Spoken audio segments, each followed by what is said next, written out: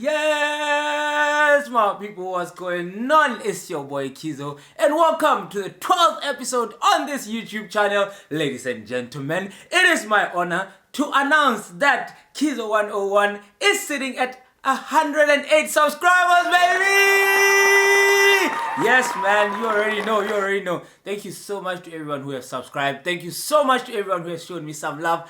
I love this. The family keeps growing, and shout out to everyone who just joined the YouTube channel. You are welcome. Pop a champagne, pour it in a glass, and sit down and relax because, ladies and gentlemen, this is Unburdened. Unburdened is my own public personal diary where I get to discuss some of my experiences with you guys and hope you enjoy and shed some light on some of the things you disagree with me. Yes, so without wasting any more of your time, do like, do share, do comment, and do subscribe. Why? Because it's like paradise.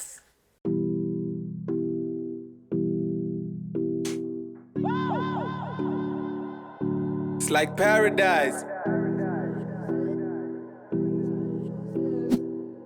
It's like paradise. Do you got dividends, key?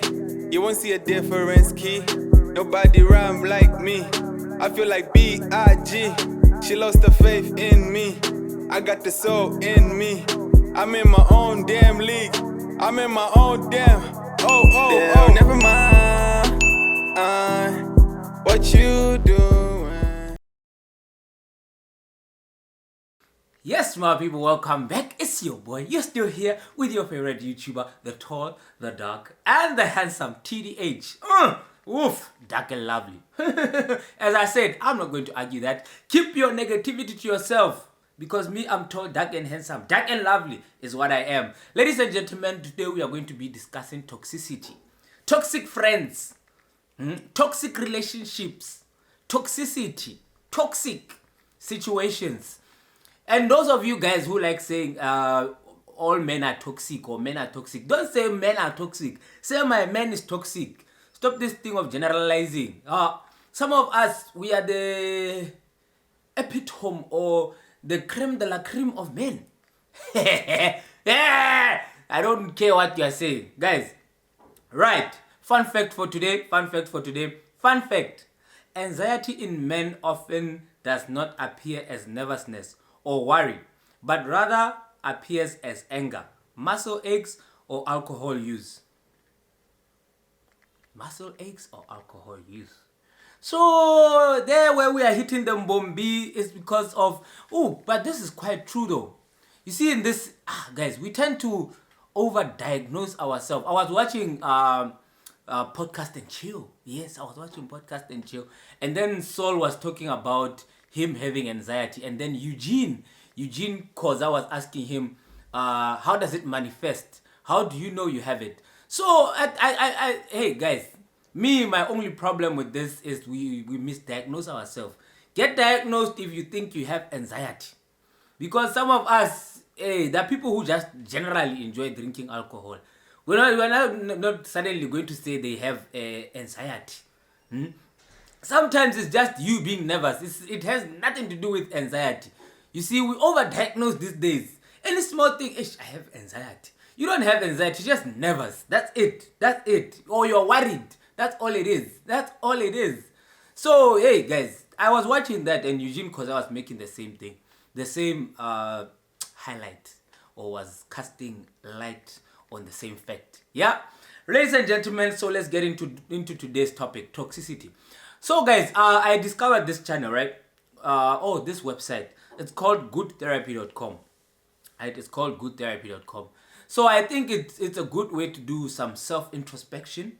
So if you're trying to do self-introspection, do check out goodtherapy.com and see if this is the right fit for you when you're doing your introspection, right? Alright, let's get into today. Question number 1. What is toxicity in your own definition? I think for me, this is personal speaking. Toxicity is any situation that you find yourself in that is not producing positive effects, right? So if everything you're doing is just weighing down on you, or you're not excited to do it, or it drains you more than it uplifts you, I think that's a toxic situation. Whether it's you having a friendship, but if your friendship is draining you, then it's uplifting you, then that is a toxic environment. If your job is draining you, then it is. If you wake up and you say, "Yo, yes, today I'm going to work," or you wake up and you're like, "Ah, fuck, yes, another day at work doing the same nonsense." You see, I believe that's a toxic environment, because you're going to end up projecting how you're feeling onto the next person, and by so doing, you are also contributing to the negative part of the world, or you're also being a toxic person, right? So I believe a toxic environment is any situation that drains, or is something, or toxicity in general is something that drains the joy, the life, the happiness out of you, and instead leaves you as a negative person, a complaining person, a judgmental person, all of those things, yeah. That's my take. I don't know what is toxicity in your definition, but in my definition, that's what it is. Me saying, "Hey guys, today this guy did not put my butter on the left side of the bread, but he put it on the right side of the bread." Hey, then why don't you do it yourself instead of complaining about it? Or don't eat the bread at all, or don't even ask the person to do it, right? Or don't even ask the person to do it. It's that simple. It's that simple, right? That's my definition of toxicity. All right, question number 2. Do you consider yourself a toxic person? Do I consider myself a toxic person? You know, it's a tricky question. Do I consider myself a toxic person? I'm going to be honest. I'm going to be as honest as I can, right? I believe in certain situations I can be. Why do I say this? I do a lot of introspections, you see. Every day when I get to my room, I must list all the things I did and all the things I learned. All the new things I learned today, I must list them down. And I must also say, "Oh, I did this. I learned this, right? And how has that made me a better person, right?" And I go through certain scenarios and situations of my day. So given that fact, right, when I was doing my introspection, I realized that men's has a lot of, I have more traits of narcissistic tendencies. Yes, I have, like those fragments of narcissistic behavior. I have a lot of those. I can say I'm a narcissist. Hey, I've not been diagnosed, and I do not believe I am one. But I believe I have narcissistic traits, right? Things like I want things to go my way. Yes. As a leader, sometimes it can be a good thing, but sometimes it can be a very bad thing. That will also mean that in situations where things shouldn't go my way and I want them to go my way, I'm going to end up bringing toxicity into the environment. You get what I'm saying? Yes. Because you see, a lot of those narcissistic traits, I was talking to Dean with this, right? I told him, me and you have one trait that is negative, and it's the fact that we don't like to lose, and we don't like things that don't go how we want them to go, right? That means we tend to, I don't want to use the word manipulate, but we tend to pressurize situations to turn to be how we want. You get? And that can be perceived as being manipulative. You understand? Me, I would use manipulating situations, but he will not say he's manipulating the situations. But I would say I manipulate certain situations into turning the way I want them to turn, right? That's why I would say in some instances I do have. It's not something I do consciously, right? Hence, I'm aware of it. So when these days, I'm trying to be a better man. Like the fact that I don't like losing arguments, right? These days, I have developed. I'm trying to work on a trade where when I'm arguing with someone, I just say, "Okay, it's fine. Let me take this L," right? I often argue with Sebe. Sebe believes that basketball is harder than football, mostly in training, right?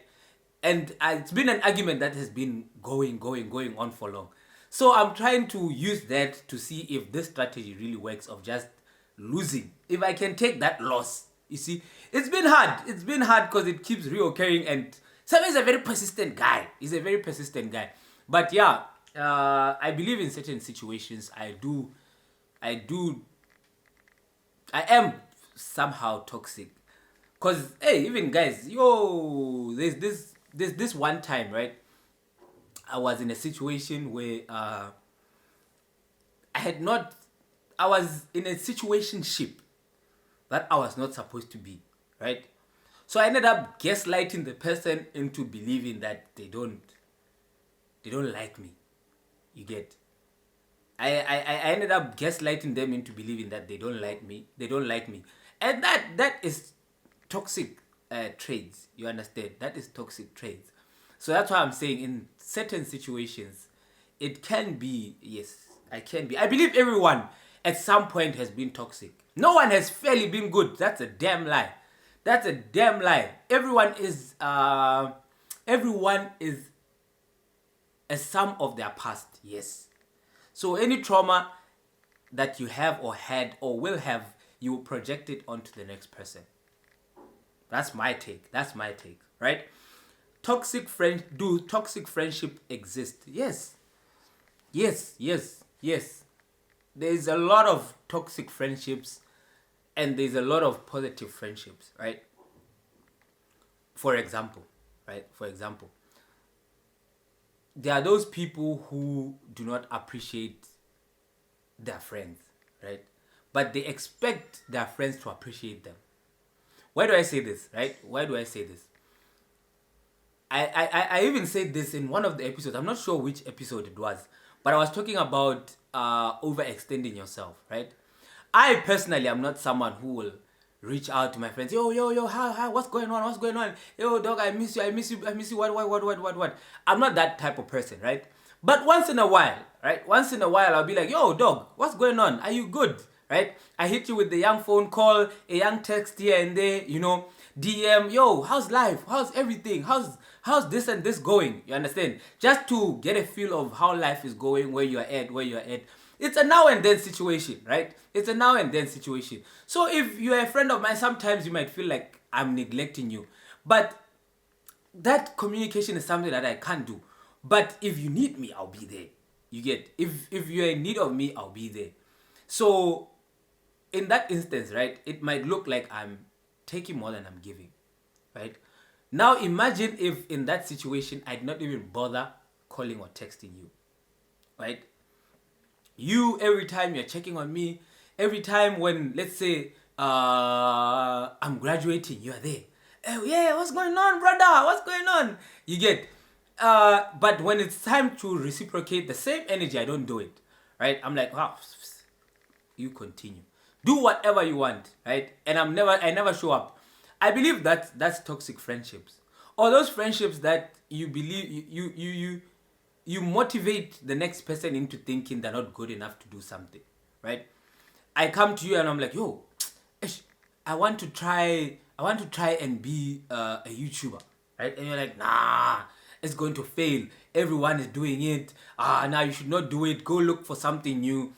I believe the best thing you can do, right? I'm not saying allow your. That's the thing. That's also another thing. Where does it stop being looking out for your friend and start being that you're toxic? You get? Like I believe if it happens over and over. If I want to be a YouTuber, nah, you should not be a YouTuber. If I want to be a teacher, nah, you should not be a teacher. I want to buy this clothes, no, you should not buy the clothes. But everything, you just, no, you should not do it, you're not good enough. No, you're not good enough. No, you're not good enough. I believe that's toxic friendship, right?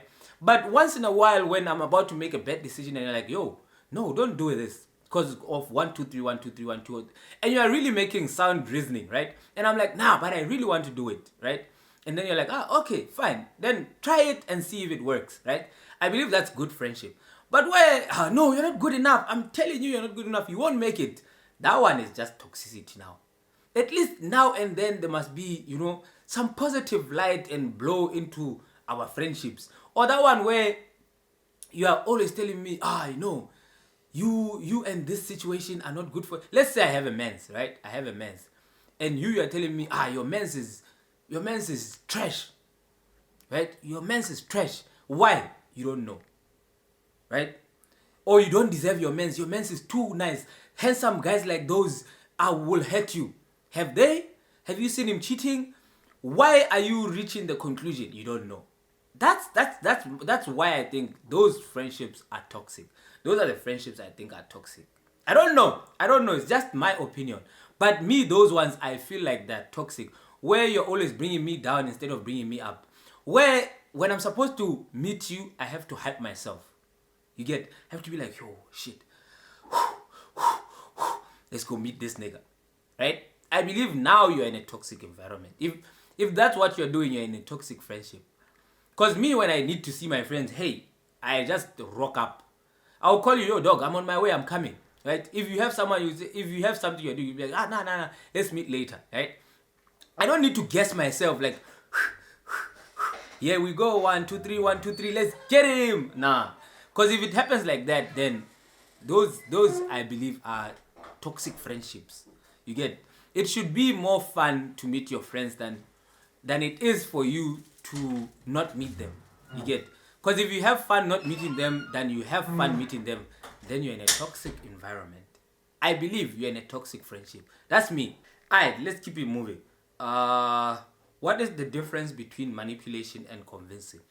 Like I said, when I was having this conversation with Dean, right? Right now we are living in a society that's very sensitive, right? Everyone is diagnosing something, some situation with something, right? When I'm feeling nervous, I now have anxiety. When I'm trying to show my friends that this situation might not be ideal for them, I'm toxic, right? So there's also a very thin line between manipulation and convincing someone, right? A very, very thin line between convincing someone and manipulating someone, right? Because you in your head, you might be like, yeah, I'm really convincing this person that they should do this. But the person will be like, nah, you're manipulating me to do this. You get? So I believe manipulation is just a matter of perspective, how the next person receives the manipulation than how you intend to do it, right?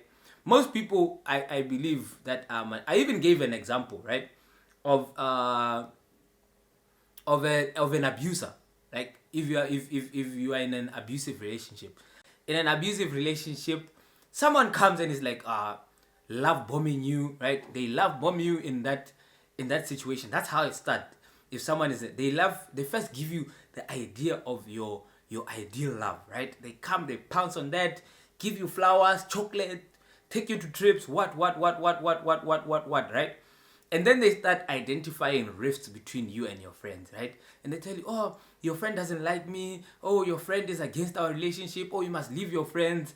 Then you leave all your friends. By the time you wake up, you are now in a situation where the only person you know is your mans, right? The only person you know is your mans, no one else, right? Now you're in that scenario where the only person you know is your mans, and then now your mans is now making you dependent of him, right? Because you know, if I don't come back, if I don't talk to my mans, I talk to no one, right? Then he lays a hand on you. Bah! First slap. After he slaps you, he gaslights you into believing that you are the one that's wrong, right? But personally, I don't know. Maybe they do this on purpose, but I believe in the process of them manipulating you to leave your friends, it's not a conscious decision that they make. They intend on doing that, but I don't feel like they necessarily do that like to say, oh, we are going to get to this point, right? But yeah, that's a manipulative situation. That's how manipulating works, right? Convincing someone to leave their friends because you assume the friends are against your relationship or are not good people. Yes, right? You might be doing that. But at the same time, someone might be saying you are manipulating them into doing that, right? Are they wrong? Are they right? So there's a very thin line between you manipulating someone and you convincing someone. That's my take. That's my take on it. A very, very thin line between the two, right? A very, very thin line between the two. Alright. At what point do you draw the line between toxic femininity and preference? I was watching the Piers Morgan interview with Andrew Tate. Yes, I was watching the Piers Morgan interview with Andrew Tate, and they were talking about the same thing. At what point does me saying I prefer a stay-at-home wife turn into toxic masculinity? Right? At what point does that happen? Because I believe there's, you see, that's why I say right now we are over-diagnosing things. There are people who like that part of being housewives. Hence, they are there in Rich Wives of Dubai or whatever those are. They're just people who like to be at home, right? And then there are those people who use their femininity to get ahead. Someone comes and it's like, hey, are you giving this job to him because he's a man? See, now that's toxic femininity. Why can it be that I got it just because I am qualified? Why does it have to be because, hey, no, it's because I am a man that I got it, right? That's toxic femininity, or that's toxic masculinity if you're saying because he's a woman. But there's also preference, right? How is that misogynistic if that's my preference, right? If this is the type of person I prefer, you, because you don't agree with it, you can't say, no, you are wrong. I can't be, it's what I prefer.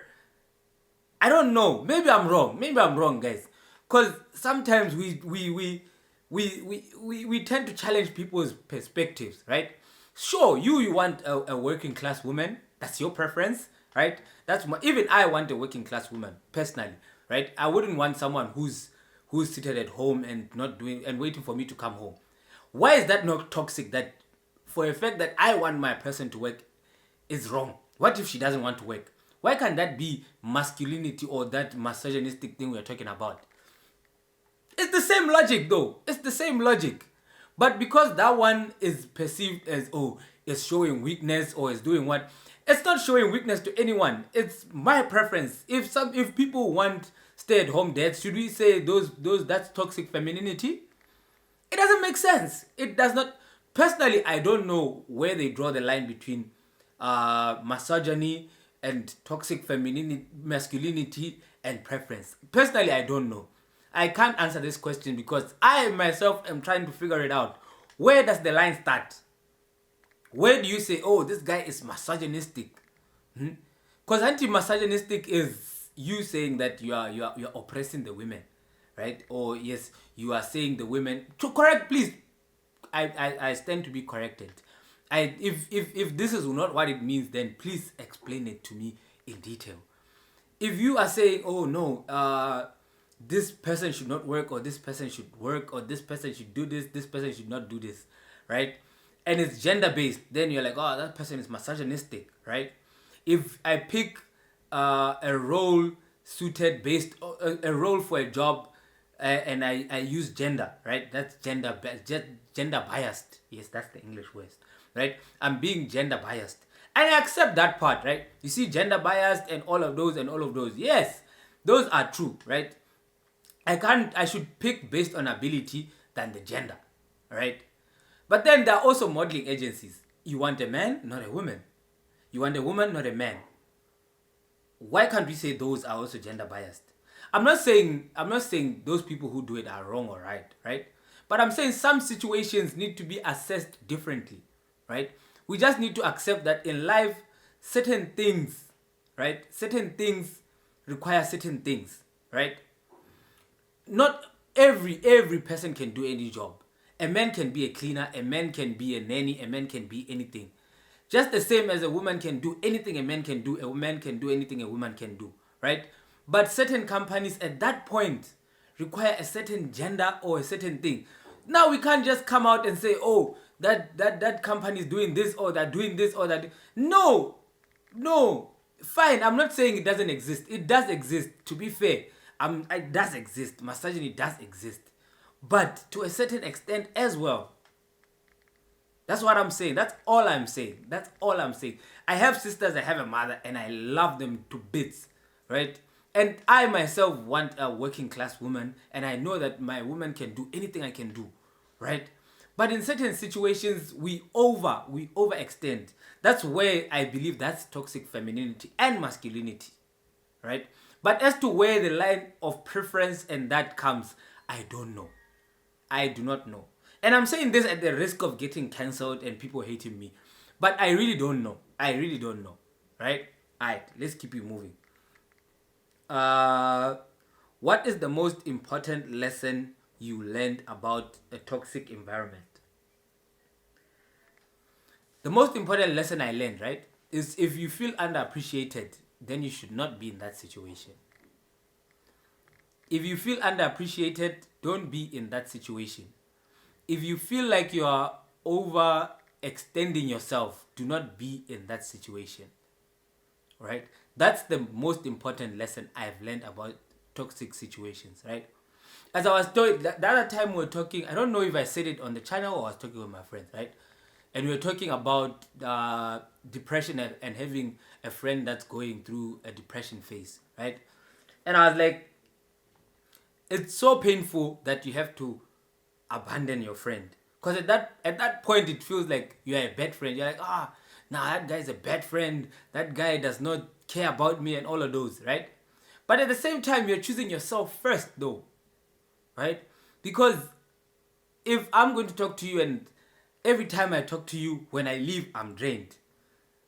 Every time when I talk to you, when I leave, I'm drained. Why should I stay in that situation? Is that not me disliking myself? Because any loving person has to choose themselves first and then choose the next person.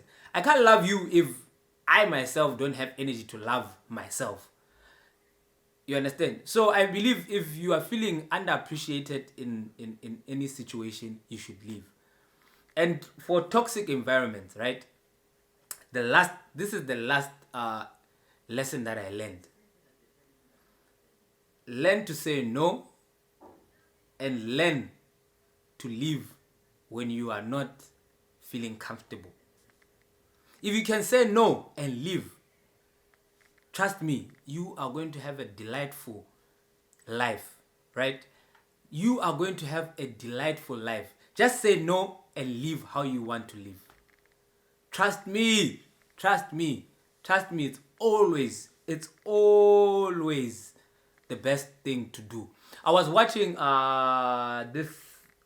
Trevor Noah. Yes, Trevor Noah said this. I saw a clip on Instagram where he said, expect someone to do something wrong. Whether it's at the job, whether it's in school, whether it's on YouTube, you watching me like this, and you expect me to say something wrong, then you will not get as disappointed when it does happen. Your entire life will change, right? If you are expecting wrong. He's not saying, he even continued to say it, by the way. This is his word. He's not saying expect the worst, but he's saying expect someone to do something wrong.